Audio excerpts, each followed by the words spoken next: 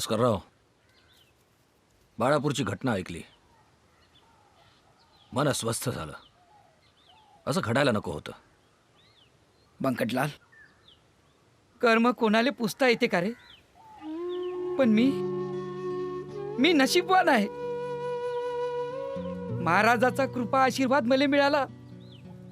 त्याच्याच कृपेनं वैकुंठ यात्रा करायला मिळून राहिली. मला मोक्ष कोणाला मिळते रे? भास्कर बुवा, असं निर्वाणीचं नका बोलू. समर्थांनी 2 महिन्याचं सोन्यासारखं आयुष्य दिलं तुम्हाला. अहो, आपल्या आशा इच्छा पूर्ण करून टाका. अरे मारुती, आता माई फक्त एकच इच्छा आहे की महाराजाचं एक छानसं स्मारक व्हायला पाहिजे. महाराजांचं स्मारक? हो, पण ते त्यांना आवडणार नाही. अरे बंकटलाल, सेवेकरांची गुरुदक्षिणा समजून महाराज नाही नाही म्हणणार.